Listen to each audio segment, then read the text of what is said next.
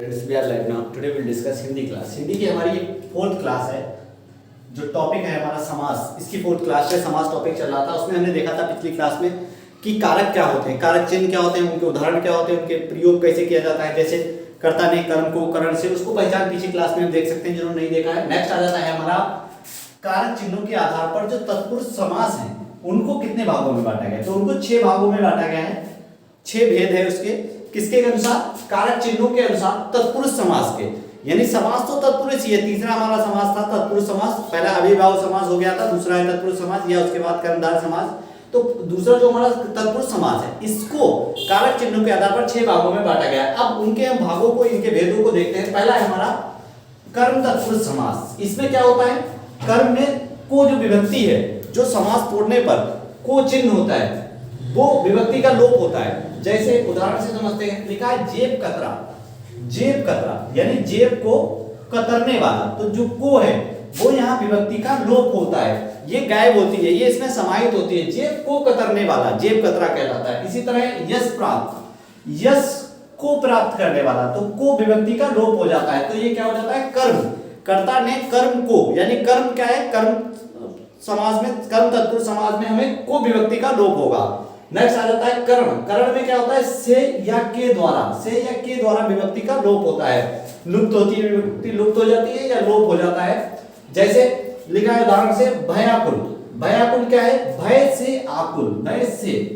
या रस भरा, रस से भरा, यानी कोई चीज रस से भरी हुई है, रस भरा कहलाएगी.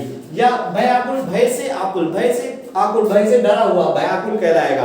इस तरह से हमारा करण तत्पुरुष हो जाता है. करण में क्या हो जाता है? कर्ता ने कर्म को करण से या के द्वारा, से या के द्वारा. नेक्स्ट आ जाता है, नेक्स्ट आ जाता है नंबर 3 पे हमारा संप्रदान तत्पुरुष समास. संप्रदान तत्पुरुष समास में क्या विभक्ति होती है? को या के लिए, को या के लिए. को या के लिए में क्या हो जाता है? जैसे एग्जांपल समझते हैं देशभक्ति, देश के लिए भक्ति.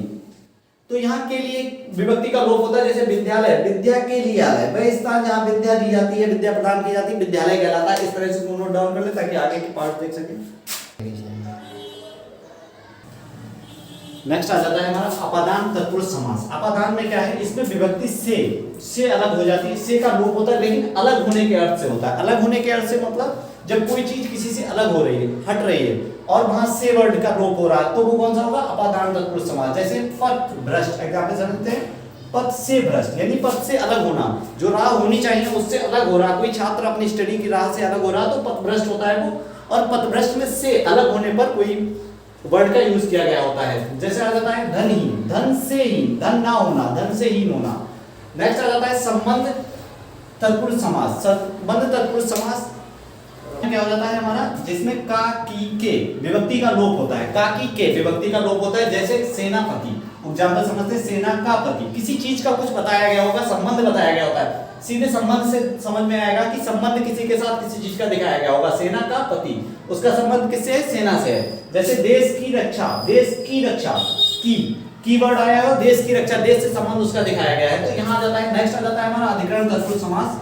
अधिकरण में क्या होता है? में या पर, में या पर विभक्ति का लोप होता है. अधिकरण में किसी चीज में या किसी चीज पर अधिकार को दिखाते हैं तो अधिकरण तत्पुरुष समास होता है. जैसे यहाँ लिखा है, हमारा एग्जांपल से देखते हैं. लोकप्रिय, लोकप्रिय क्या है? लोक में प्रिय, यानी पूरे संसार में जो चीज प्रिय हो लोकप्रिय कहलाता है. और उसका स्थान है, स्थान से संबंध लेकर दिखाते हैं. जैसे आप बीती, आप पर बीती. अधिकरण किसी चीज पर बीतना, आप पर बीती तो आप बीती हो जाता है. नेक्स्ट और लास्ट है हमारा, ये इससे अलग आ जाता है नया समास. एक नया समास अलग से जुड़ा है, उसको देख लेते हैं. नया समास में क्या होता है?